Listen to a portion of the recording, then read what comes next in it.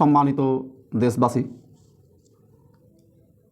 আমরা এক ভয়ঙ্কর ভয়াবহ পরিস্থিতির মধ্যে সময় অতিক্রম করছি। কয়েক বছর আগে আমরা করোনার সময় আপামর জনতা আতঙ্কে দিনাতিপাত করেছে, আর বর্তমান সময়ে এসআইআর প্রক্রিয়া চলাকালীন আন্ডার অ্যাডজুডিকেশন নাম প্রকাশ হওয়ার পর এলাকায় জনগণের মধ্যে একটা চরম আতঙ্ক ছড়িয়ে পড়েছে। চরম চাপা ক্ষোভ মানুষের মধ্যে বিরাজ করছে। এই আতঙ্ক, চাপা ক্ষোভ একটা সময় হয়তো মানুষ আর ধরে রাখতে পারবে না। এই ক্ষোভটা কেন, আতঙ্কটা কেন তৈরি হয়েছে? গত নভেম্বর মাসের 4 তারিখ থেকে এসআইআর প্রক্রিয়া চালু হয়েছে এবং গত কয়েকদিন থেকে আজ পর্যন্ত 4টি সাপ্লিমেন্টারি লিস্ট বের হয়েছে। এ পর্যন্ত দেখা গেছে প্রায় প্রতিটা বুথেই 300, 400, 500, 600, 700 পর্যন্ত ভোটার যাদের নাম ডিলিট করা হয়েছে। স্বাভাবিকভাবে শুনতে মনে হলেও নাম ডিলিট এর যে কত বড় নেগেটিভ এফেক্ট তা সচেতন মানুষ মাত্রই বুঝতে পারছেন। আমি একটা উদাহরণ দেওয়ার চেষ্টা করছি।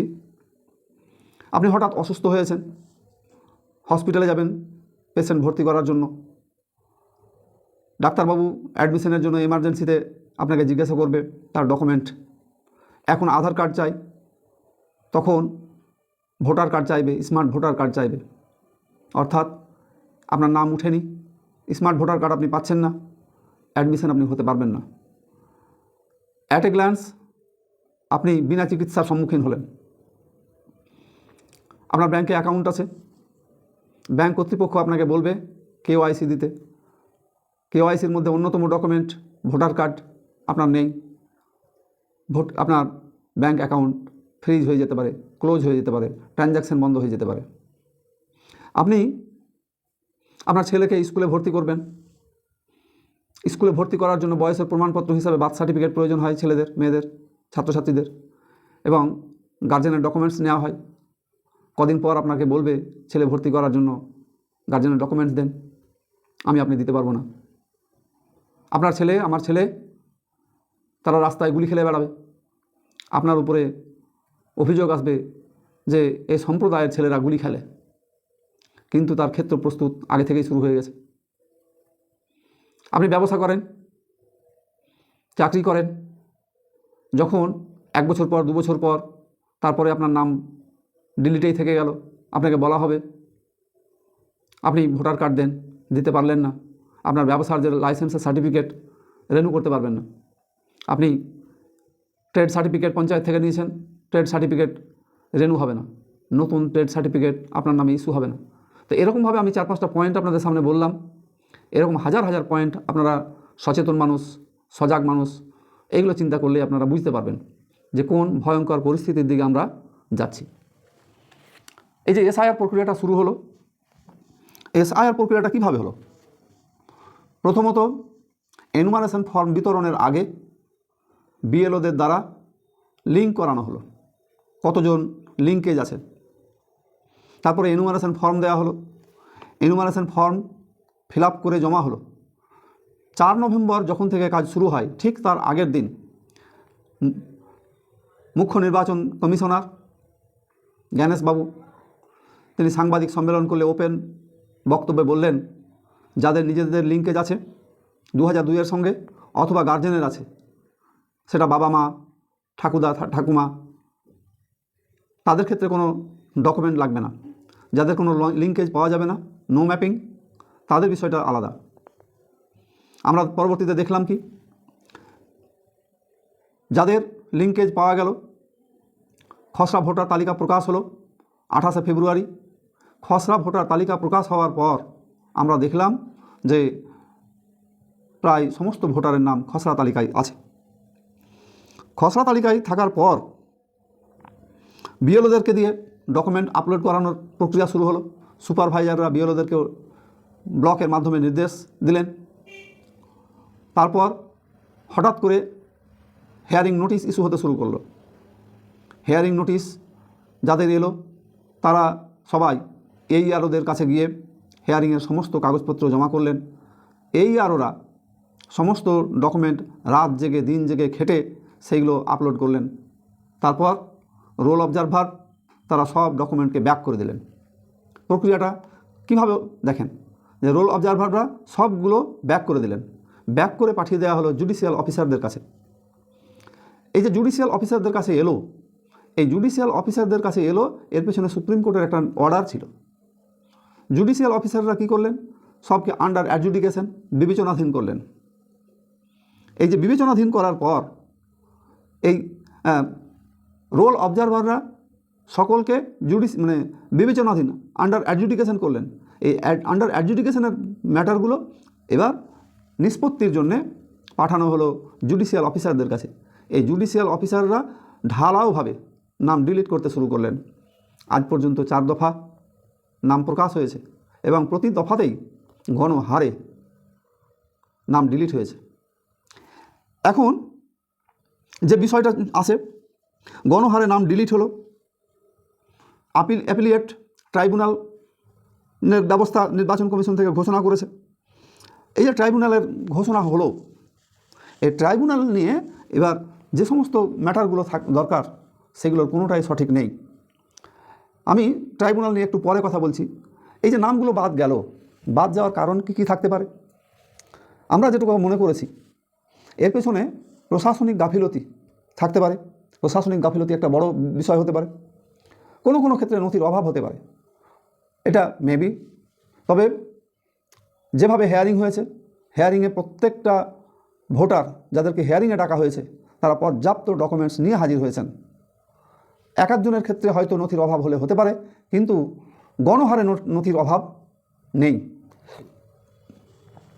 3 নম্বর আরেকটা কারণ হতে পারে অপশক্তির অঙ্গুলি হেলন। এই যে অফিসার্স মহল গণহারে যারা ডিলিট করছেন, এরা কোনো অপশক্তির অঙ্গুলি হেলনে কাজ করছেন, এটা হতে পারে। যাদেরকে হেয়ারিংয়ে ডাকা হয়েছিল তাদের ক্ষেত্রে এক একজনের এক একটা কারণ উল্লেখ করা হয়েছিল নোটিশে। তো এই নোটিশগুলো সর্বসাকুল্যে 5টা কারণ উল্লেখ করা ছিল। কারো একটা কারণ, কারো 2টো কারণ, এরকমভাবে সর্বমোট 5টা কারণ উল্লেখ করা ছিল। আমরা দেখেছি কি, যার যে কারণ থাক না কেন সকলের জন্য একই ট্রিটমেন্টের ব্যবস্থা করা হলো। 5 রকম অসুখ, কিন্তু ট্রিটমেন্ট এক। আসলে বিষয়টা হওয়া দরকার ছিল যার যেটা সমস্যা তার সেই সমস্যার সমাধান করা, কিন্তু না, সেটা হয়ে ওঠেনি, সেটা করা হয়নি। হেয়ারিংয়ের নোটিশ এইভাবে পার হলো, সবকে সন্দেহজনক ভোটারে পরিণত করে দেওয়া হলো। এখন এই যে বিষয়গুলো আসছে পরপর আমাদের সামনে আসছে, এখন আমরা এই অবস্থায় কি করতে পারি?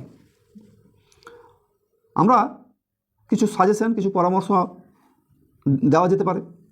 প্রথমত, আপনারা সবাই চেষ্টা করবেন, 1 নম্বর পয়েন্ট, যে প্রপার লিঙ্কেজ যেন আপনার মিলে।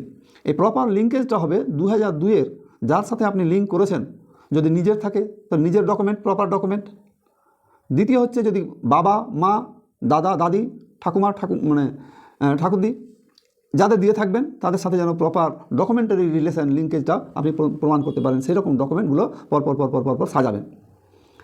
তারপরে 2002-এর ভোটার লিস্ট এনুমারেশন ফর্ম, যেটা বিএলও সাহেবরা প্রথমে 2টো ফর্ম দিয়েছিলেন, একটা নিয়েছিলেন জমা, আরেকটা আপনাদেরকে রিসিভ করে দিয়েছিলেন, সেটা হচ্ছে এনুমারেশন ফর্ম। 2002-এর ভোটার লিস্ট, ইলেকশন কমিশন থেকে জারি করা হেয়ারিং নোটিশ, এই কাগজগুলো আপনারা পরপর রাখবেন। বয়সের প্রমাণপত্রের জন্য কাগজ লাগবে, রেসিডেন্ট প্রমাণের জন্য কাগজ রাখবেন। আপনি আপনার বাবার কয়জন সন্তান সেই রকম ফ্যামিলি রেজিস্টার যদি পঞ্চায়েত থেকে নিতে পারেন সেটা নিয়ে রাখা প্রয়োজন। একই সাথে যে 14টা ডকুমেন্টসের মধ্যে আধার কার্ড একটা ডকুমেন্টস। আধার কার্ডে দেখবেন বিশেষত মহিলাদের একটা সমস্যা আছে, যে অনেক মহিলার ক্ষেত্রে দেখা গেছে তারা হয়তো স্কুল কলেজে পড়াশোনা করেনি, আধার কার্ডে বা ভোটার কার্ডে তাদের বাবার নাম নেই, স্বামীর নাম আছে, কিন্তু যখন আমরা লিঙ্কেজ দিয়েছি সেই লিঙ্কেজে বাবার নাম দেওয়া হয়েছে। তাহলে কাগজপত্র ডকুমেন্টে আমরা মাঝখানে যেহেতু স্বামী আছে, বাবার সাথে সহজে লিঙ্ক করা যাচ্ছে না। এমতো অবস্থায় আপনাদের যেটা ভ্যালিড ডকুমেন্টস আধার কার্ড, এইটাকে আমরা যদি কোনোভাবে সেইখানে বাবার নাম নিয়ে আসা যায়। তারপরে বিষয়টা হচ্ছে যে এই যে লং লিঙ্কেজ, এছাড়া আপনার যদি আদার্স ডকুমেন্টস, সেটা খাদ্য কার্ড হোক, প্যান কার্ড হোক, বা পাসপোর্ট, তো 14টার মধ্যে একটা ডকুমেন্টস পাসপোর্ট হোক, স্কুলের কাগজপত্র হোক, যদি আপনি মাধ্যমিক পাস নাও করে থাকেন, তাহলে আপনি যে লেভেলের পড়াশোনা করেছেন সেই লেভেলের সার্টিফিকেটটাও আপনি অন্ততপক্ষে মজুদ রাখুন, কারণ ওইটাও একটা সরকারি কাগজ। আপনি প্রাইমারিতে পড়েছেন, এই প্রাইমারিতে পড়াটাও একটা সরকারি স্কুল, সেটাও কোর্টের বিবেচনায় আসতে পারে। আমরা দেখেছি এর আগে ভোটার প্রক্রিয়ায় নাম তুলতে গিয়ে প্রাইমারি স্কুলের পড়ার বা পাস করার সার্টিফিকেট, হাই স্কুলের বিভিন্ন ক্লাসের সার্টিফিকেট, সেগুলো দিলেও ভোটার লিস্টে নাম উঠত। এই প্রপার ডকুমেন্টসগুলো, একই সাথে সরকারি মানে জমি জমার কাগজপত্র যেগুলো, বিশেষত যদি নিজের নাম, বাবার নাম বা দাদুর নাম, এই যে প্রপার ওয়েতে যে সমস্ত জমির কাগজগুলো, সেই কাগজগুলো আপনারা প্রপার ওয়েতে রাখতে পারেন। এগুলো সাপোর্টিং ডকুমেন্টস হিসাবে আপনার প্রয়োজন হতে পারে বা কাজে লাগতে পারে। এছাড়া যেটা এই কাগজপত্র জমা করার পর যে পয়েন্টটা আগাতে হবে, সেটা হচ্ছে যে ট্রাইব্যুনালের, অ্যাপিলেট ট্রাইব্যুনালের আবেদন। তো অ্যাপিলেট ট্রাইব্যুনালের আবেদনের ক্ষেত্রে দুটো সিস্টেম এখনও পর্যন্ত জানা যাচ্ছে। সরাসরি অফলাইনে আবেদন করা যেতে পারে, এটা বিশেষত জঙ্গিপুর কোর্ট, অথবা অনলাইনে আবেদন করা যেতে পারে। অনলাইনে আবেদনের ক্ষেত্রে এখনও পর্যন্ত অ্যাপ্লিকেশান সাবমিটের পর সেখানে ডকুমেন্ট আপলোডের কোনো পয়েন্টস আসছে না। এই কী ডকুমেন্ট আপলোড করলাম বা করা দরকার, করব, সেইগুলোর কোনো পিডিএফ দেওয়ার কোনো অপশান এখনও পর্যন্ত আসছে না। এইটা আমাদের জন্য চিন্তার বিষয়। তাহলে প্রপার ডকুমেন্ট আপলোড না হলে এটা একটা চিন্তার বিষয় আমাদের থাকছে। দ্বিতীয় আর একটা ক্ষেত্র যেটা থাকছে, সেটা হচ্ছে সরাসরি জুডিশিয়াল অফিসারদের কাছে, অ্যাপিলেট ট্রাইব্যুনালের কাছে আবেদন। সেটা নিজে সম্ভব হলে নিজে, নচেত কোনো অ্যাডভোকেট বা আইনজীবীর সাহায্য সহযোগিতা নেওয়া যেতে পারে। এই বিষয়ে যে কামটা আমাদের বেশি করা দরকার, লক্ষ লক্ষ মানুষ যাদের ভোটার নাম ডিলিট হয়েছে, এই ডিলিটেড ভোটারদের লক্ষ লক্ষ মানুষের জন্যে যে আইনজীবী প্রয়োজন, এই পরিমাণ আইনজীবী, এত আবেদন সম্ভব নয়। তবে যে কাজটা করা যেতে পারে, তার জন্যে যে সমস্ত আইনজীবীরা আছেন, এই মহাবিপদের সময়, চরম দুর্যোগের সময়, মানুষের ত্রাহি পরিস্থিতির সময় আপনাদের কাছে অনুরোধ থাকবে, আপনারা অর্থ নয় বরং মানবিকতার দিক থেকে আপনারা আপনাদের সাহায্যের হাত বাড়াবেন। মানবিকতার দিক থেকে আপনারা সাহায্যের হাত বাড়াবেন। বিভিন্ন রাজনৈতিক দল আছে, বিভিন্ন সামাজিক সংগঠন আছে, বিভিন্ন দাতা হিতৈষী প্রতিষ্ঠান আছে, চ্যারিটেবল সংস্থা আছে, এগুলো গোটা দেশে আছে।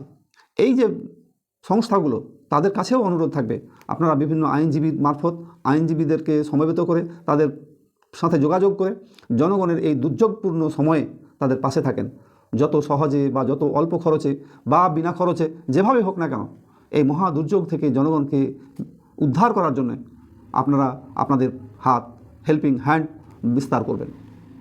আমভাবে আমি শিক্ষিত মহল, তিনি চাকরি করুন অথবা না করুন, চাকরি পান অথবা না পেয়ে থাকেন, শিক্ষিত মানুষ, বিভিন্ন পেশার হোক, বিভিন্ন সেক্টরের হোক, সবাই আপনি আপনার প্রতিবেশীর প্রতি আপনার সহযোগিতার হাত বাড়ান।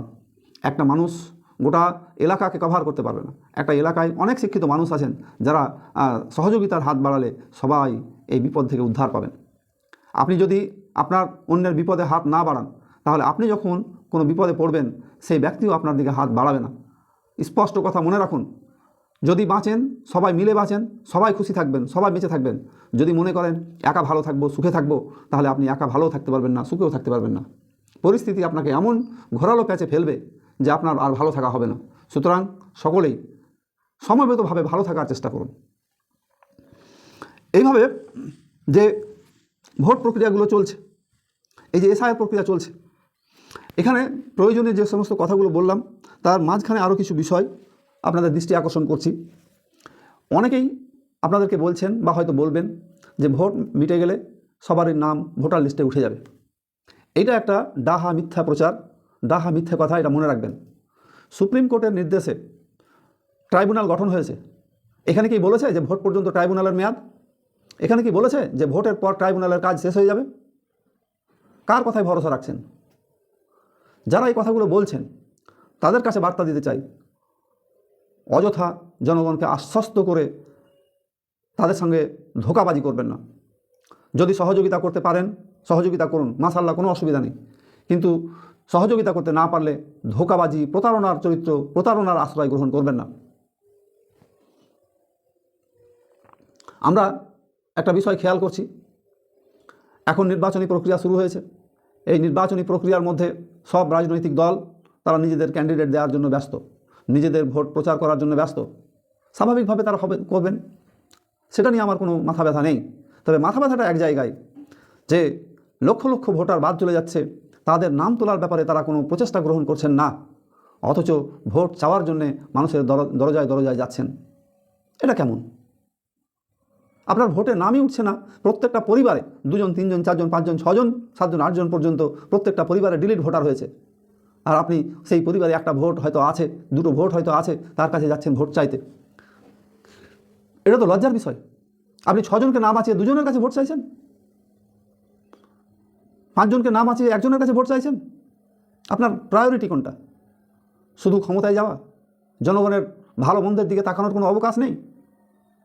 আমি আবেদন করব সমস্ত রাজনৈতিক দলের নেতাদের কাছে, সমস্ত রাজনৈতিক দলের কাছে, আপনারা পাড়ায় পাড়ায় আপনাদের নিজস্ব উদ্যোগে হেল্প ডেস্ক তৈরি করুন, যেন তারা জনগণের পাশে দাঁড়ায়। ভোটে জেতা এক জিনিস, জনগণের পাশে থাকা আরেক জিনিস। আপনি ভোটে যদি জিততে নাও পারেন, জনগণের পাশে থাকেন, তাহলে এই জনগণই আপনাকে আবার সামনের দিনে ক্ষমতায় নিয়ে আসবে। সবসময় ক্ষমতায় যাওয়ার জন্য রাজনীতি উচিত নয়। রাজনীতির জায়গায় থাকবে, কিন্তু মানুষের পাশে দাঁড়াতে হবে। সেটা ভাঁওতা যেন না হয়, প্রতারণা যেন না হয়, ছলচাতুরি যেন না হয়। আমরা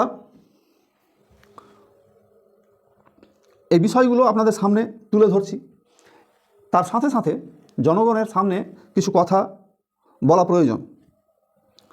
আমরা শুধুমাত্র কাগজপত্র রেডি করব, ট্রাইব্যুনালে আবেদন করব, আর আমাদের নাম সব উঠে যাবে। বিষয়টা এত সহজ নয়। আপনারা খেয়াল করেন, আপনার নাম যিনি ডিলিট করেছেন, বাদ দিয়েছেন, তিনি একজন বিচারপতি, হতে পারে লোয়ার কোর্ট, জুডিশিয়াল অফিসার যাদেরকে বলা হচ্ছে, তারা বিচার বিভাগের লোক। এই বিচার বিভাগের লোক যখন আপনার নাম ডিলিট করেছে, তখন আপনি মনে রাখেন, তারপরে যখন আপনি অ্যাপিলিয়েটে যাচ্ছেন, ট্রাইব্যুনালে যাচ্ছেন, তারাও বিচারক। একজন বিচারকের রায় আরেকজন বিচারক এত সহজে ভ্যানিশ করে দিবে, এটা ভাবা মনে হয় বাতুলতা। তো এই সঙ্গে আমি যে কথাটা আপনাদের জানাতে চাইছি, একদিকে কাগজপত্র, ডকুমেন্টস, আইনি প্রক্রিয়ার জন্য আপনারা রেডি থাকুন। দ্বিতীয় হচ্ছে যে প্রয়োজন হলে, আমি শব্দটা আবারও বলছি, প্রয়োজন হলে আন্দোলনের জন্য মন মানসিকতা এখন থেকেই প্রস্তুত রাখুন। যারা জালেম, মনে রাখবেন, যারা জালেম তারা শুধুমাত্র জুলুমের বিরুদ্ধে প্রতিবাদ উঠলেই থামে, তাদেরকে প্রোটেক্ট করা যায়। কিন্তু যদি আপনি প্রোটেক্ট না করেন, নীরব ভূমিকা পালন করেন, তাহলে জালেমের জুলুম কখনো বন্ধ হবে না। আমরা যে প্রক্রিয়াতে এসআইআর প্রক্রিয়া চলছে, সুপ্রিম কোর্ট নির্বাচন কমিশনের উপরে অনাস্থা প্রকাশ করলো, জুডিশিয়াল অফিসার নিয়োগ করলো। জুডিশিয়াল অফিসার নিয়োগ করার অর্থই হচ্ছে নির্বাচন কমিশনের উপরে সুপ্রিম কোর্টের ভরসা নেই। এখন আমরা কি দেখছি, এই জুডিশিয়াল অফিসাররা গণহারে মানুষের ভোট ডিলিট করছে, ভোটাধিকার নষ্ট করছে। তাহলে এই যে গণহারে ভোটাধিকার নষ্ট করছে, এই নষ্ট করার জন্যে জনগণের আস্থা কি বিচার বিভাগের উপরে থাকবে, নাকি শ্রীলঙ্কা মডেল, নেপাল মডেল, বাংলাদেশ মডেলের কথা আমাদের স্মরণ করিয়ে দেবে? আমি সর্বস্তরের কাছে আকুল আবেদন জানাবো, যাদেরকে নাম ডিলিট করা হচ্ছে, যাদের নাম ডিলিট করা হচ্ছে, এরা কেউ বিদেশ থেকে আসেনি, এরা সবাই এই দেশে জন্মগ্রহণ করা সন্তান, এই দেশের মানুষ, এই দেশে জন্মগ্রহণ করা সন্তান, এই দেশের মানুষ। ডকুমেন্ট যদি ভুলভাল থাকে, নির্বাচন কমিশনের নিয়ম আছে, 8 নম্বর ফর্ম ফিল আপ করে সেই ভুল বা ত্রুটি সংশোধন করা যায়। ভুল বা ত্রুটি সংশোধনের জন্য যেখানে স্পেসিফিক সিস্টেম আছে নির্বাচন কমিশনের, তাহলে নামের ভুলের কারণে কারো নাম ডিলিট হবে, এটা পরস্পর স্ববিরোধিতা নয়? এটা পরস্পর স্ববিরোধিতা। নাম ডিলিট করার জন্যে নির্বাচন কমিশনের যে সিস্টেম আছে, কোনো ভোটারের নাম খসড়া ভোটার তালিকায় যখন উঠে যায়, খসড়া ভোটার তালিকায় উঠে যাওয়ার পর স্পেসিফিকভাবে, নির্দিষ্টভাবে ফর্ম 7 ফিল আপ করে তার এগেনস্টে প্রপার তদন্ত করে যদি ফর্ম 7-এর আনিত অভিযোগ সঠিক প্রমাণ হয় তবেই নাম ডিলিট হয়। এখানে নির্বাচন কমিশন কি বলতে পারবে কতজনের নামে, কতজনের এগেনস্টে ফর্ম 7 ফিল আপ হয়েছে, কোন মানুষ কে ফর্ম 7 ফিল আপ করেছে, ক্লেমস অ্যান্ড অবজেকশন করেছে? তারপরে গোটা রাজ্যে এইভাবে লক্ষ লক্ষ মানুষের নাম ডিলিট হচ্ছে। এটা নির্বাচন কমিশন এবং বিচার বিভাগ দুজনেরই ছলচাতুরি, চক্রান্ত, ষড়যন্ত্র, তারই একটা অংশ। সত্যি বলতে কি, এই চক্রান্তের মূল শিকার হচ্ছে বিশেষ একটা কমিউনিটি, মুসলিম কমিউনিটি। তাদেরকে শিকার করা হচ্ছে। আমরা শান্ত পশ্চিমবঙ্গ, শান্ত দেশ, এই শান্ত পরিস্থিতি যেন অশান্তের দিকে মন না নেয়, এর জন্যে সংশ্লিষ্ট সকলের দায়বদ্ধতা থাকা উচিত। গণহারে যদি এইভাবে নাম বাদ যেতে থাকে, গণ আন্দোলন যখন গর্জে উঠবে, তখন হয়তো আর রাস কারো হাতে থাকবে না। আমি সকলের দৃষ্টি আকর্ষণ করব, গণ আন্দোলন, ছোট আন্দোলন, যে লেভেলের আন্দোলন হোক, সেগুলো যেন শান্তপূর্ণ পরিস্থিতিতে আন্দোলন হয় এবং গভর্নমেন্ট, নির্বাচন বিভাগ, জুডিশিয়াল অফিসার সকলের কাছে আবেদন থাকবে যেন ইনসাফ জনগণ পায়। জনগণ ইনসাফ চায়, নাগরিক ইনসাফ চায়। নাগরিকত্বের জন্যে সংবিধানের যে 5টা সিস্টেমের কথা উল্লেখ করা হয়েছে, বাই বার্থ, বাই রেজিস্ট্রেশন, তার মধ্যে আরও একটা হচ্ছে বাই ন্যাচারালাইজেশন। এখানে যে সিস্টেমগুলো উল্লেখ আছে, জুডিশিয়াল অফিসার্সরা তারা ভালো জানেন, সেই আইনগুলোকেও যেন মাথায় রাখা হয়, সেই সিস্টেমগুলোকেও যেন মাথায় রাখা হয়। আমরা সকলের কাছে স্বনির্বন্ধ এই আবেদন পেশ করছি, কোনো ভোটার যেন খসড়া লিস্টে যাদের নাম উঠেছে, ফর্ম 7 ছাড়া, ফর্ম 7-এর উপযুক্ত তদন্ত ছাড়া কোনো ভোটারের যেন নাম বাদ না যায়, এই আশা, এই আকাঙ্ক্ষা ব্যক্ত করছি। সবাই ভালো থাকবেন। শুভরাত্রি।